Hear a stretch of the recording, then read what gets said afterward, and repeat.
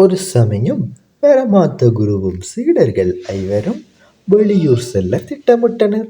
ஆனால் குருவுக்கு வயதாகிவிட்டதால் அவரால் நடப்பதற்கு சிரமமாக இருக்கும் என்று எண்ணிய சீடர்கள் அவர் பயணம் செய்வதற்கு மட்டும் ஒரு பொதியை சுமக்கும் காளை மாட்டை வாடகைக்கு அமர்த்தினர்.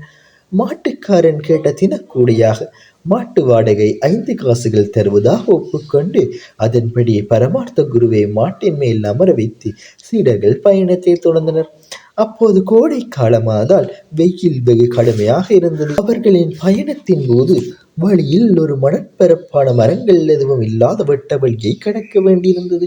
வெட்ட வழியாக இருந்தவையால் வெயிலும் தாங்க முடியாத வெப்பமாக இருந்தது. வெப்பத்தின் கடுமையை தாங்க முடியாத பரமார்த்த குருவுக்கு நாவரண்டு தாகம் அதிகமாகி கண்கள் பஞ்சமடைந்து மயக்கமடைந்து கீழே விழுகின்ற நிலையை அடைந்தார்.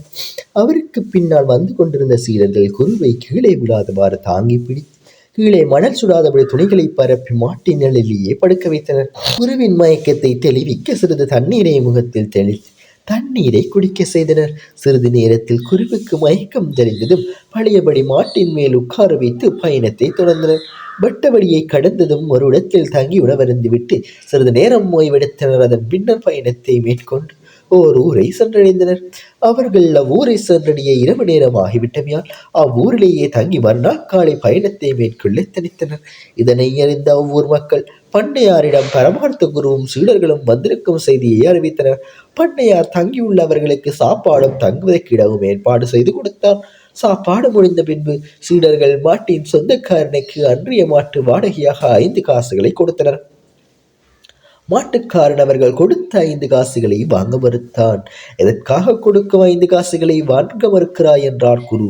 மாட்டின் மேல் சவாரி செய்வதற்காக 5 காசுகளும் மாட்டின் நிழலில் குரு ஓய்வெடுத்ததற்காக 3 காசுகளும் சேர்த்து 8 காசுகள் வாடகையாக தந்தால் தான் வாங்குவேன் என்றான் மாட்டுக்கு சொந்தக்காரன். இது என்ன அநியாயமாக இருக்கிறதே, மாட்டைத்தான் வாடகை கெடுத்தோம், அதப்படி மாட்டின் நிழலுக்கு வாடகை கொடுக்க முடியும்? அதனால் மாட்டின் வாடகையை மட்டும் பெற்றுக் கொள்ளுங்கள் என்றனர். இவருடைய காரசார விவாதத்துக்கு பிறகு இந்த விஷயம் வந்து ஒரு பண்ணையாரிடம் சென்றது. பண்ணையார் மாட்டுக்காரனை அழைத்து, ஐயா, தாங்கள் பேசியபடியே ஒரு நாள் வாடகை 5 காசுகள், அதன்படி பெற்றுக்கொள்வதுதான் நியாயம் என்றார். அதற்கு மாட்டுக்காரன், ஐயா, நான் காசு பேசியது மாட்டின் மேல் சவாரி செய்வதற்கு மட்டும்தான், ஆனால் மாட்டின் நிலையில் தங்குவதற்காக அல்ல.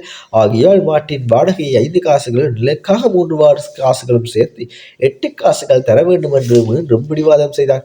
இது மிகவும் அநியாயமாக இருக்கிறது என்றார் பண்ணையார். இது ஒன்றும் அநியாயமில்லை, நியாயமாக தாங்குகிறான் என்றான் மாட்டுக்காரன்.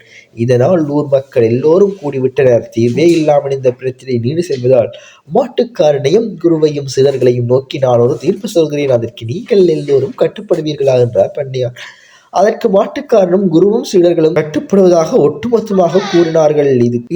இதுதான் மிகச்சிறந்த தீர்ப்பாகும் என்று மனதில் நினைத்துக்கொண்டு பண்ணையார் மாட்டின் சொந்தக்காரனை தன் அருகில் அழைத்து, மாட்டின் மீது குரு ஏறி வந்ததற்காக வாடகை 5 காசுகளும் மாட்டின் நிழலில் தங்கியதற்காக 3 காசுகளின் நிழலையும் பெற்றுக்கொள் என்றார். மாட்டுக்காரன் ஒன்றும் புரியாமல் விழித்தார்.